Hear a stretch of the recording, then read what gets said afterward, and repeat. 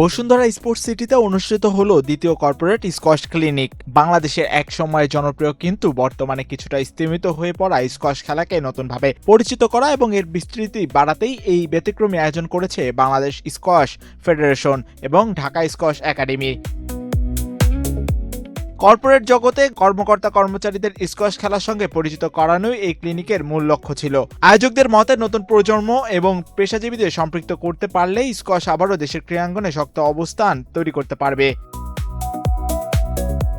এদিন এই কর্মশালাটি সাধারণত দুই ধাপে সম্পন্ন করা হয়। প্রথম ধাপে অংশগ্রহণকারীদের পাওয়ার পয়েন্ট প্রেজেন্টেশনের মাধ্যমে স্কোয়াশের নিয়মকানুন এবং খেলার প্রাথমিক ধারণা দেওয়া হয়। এরপর দ্বিতীয় ধাপে সরাসরি কোর্টে নিয়ে কোচদের ডেমনস্ট্রেশন এবং অংশগ্রহণকারীদের হাতে কলমে খেলার সুযোগ করে দেওয়া হয়।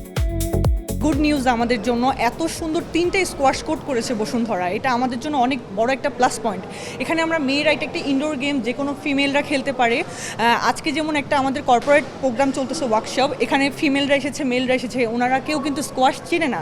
দেন আমরা একটা ওয়ার্কশপ টাইপের করে তাদের স্কোয়াশ সম্পর্কে জানতেছে। আপনারা হয়তো বা দেখতেছেন তারা অনেক আগ্রহ সহকারে খেলতেছে। ফিমেলরাও এসেছে, তারাও চিনে নেয় স্কোয়াশ, তারা হিজাবি গার্ল, তাদের জন্য এটা ভালো লাগবে। এটা একটা ইনডোর গেমস, সো আমি বলবো এটা অনেক মজার একটা বিষয়, আর তারাও খুব মজা করতেছে গেমটাতে। এবারে দ্বিতীয় আসরে অংশ নেয় কটন রোজ ফ্যাশনের কর্মকর্তা ও কর্মচারীরা। দিনব্যাপী এই আয়োজনে উপস্থিত ছিলেন বসুন্ধরা স্পোর্টস সিটির প্রধান নির্বাহী অবসরপ্রাপ্ত মেজর মহসিন করিম, স্কোয়াশ ফেডারেশনের সাধারণ সম্পাদক অবসরপ্রাপ্ত brigadier general GM. Kamrul Islam সহ সংশ্লিষ্ট কর্মকর্তারা। অনুষ্ঠানে মিডিয়া পার্টনার ছিল ইস্ট ওয়েস্ট মিডিয়া লিমিটেড। বসুন্ধরার এই ঐতিহ্যের ধারাবাহিকতায় আমরা স্কোয়াশ নিয়ে ধরেছি। স্কোয়াশকে আমরা এলিট ক্লাস না হয়ে এটা যদি সার্বজনীন খেলা হয়, কারণ এক সময় আমরা সেনাবাহিনীতে দেখেছি যে এই খেলাগুলো অফিসাররা খেলতে শুধু, খুবই ভালো লাগে যে এখানে সাধারণ সৈনিকরাও খেলে স্কোয়াশ, এবং এটার মাধ্যমে স্কোয়াশের মান উন্নত করেছে। প্রেসিডেন্ট জিয়াউর রহমান, এরশাদ, এরকম সিনিয়র তারা কিন্তু সবাই স্কোয়াশ খেলাচ্ছিলেন, খুব ভালো করতে। আমাদের এই স্পোর্টস সিটির এখন অ্যাসথেটিক ভ্যালু 35,000 কোটি। এখানে জমির যে দাম প্রায় 3 থেকে 4 কোটি টাকা, সেই জমি আমরা খেলা ছেড়েছি। একটা স্কুল করা হয়েছে, ইনশাল্লাহ একাডেমি হবে, অনেক একটা একাডেমি কথা বলছে, আমরা স্কোয়াশ একাডেমি করবো, বাচ্চাদের থেকে শুরু হবে। আপনারা জানেন যে বাংলাদেশে এক সময়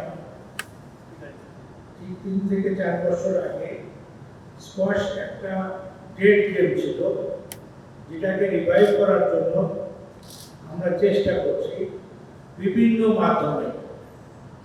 আমরা রেগুলার ওয়ার্কশপ করি, ক্লিনিক করি, কোচিং অ্যারেঞ্জমেন্ট করি, টুর্নামেন্টের আয়োজন করি, এবং সবচেয়ে বড় হলো একটা school classroom squash programme.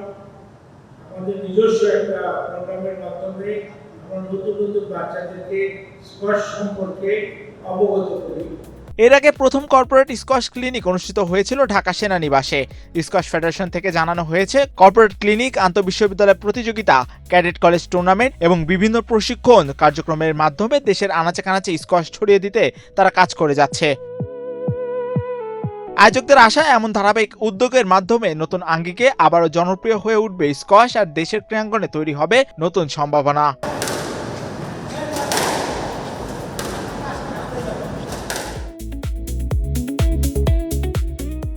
M মাহিউজ্জামান, Bangladesh প্রতিদিন।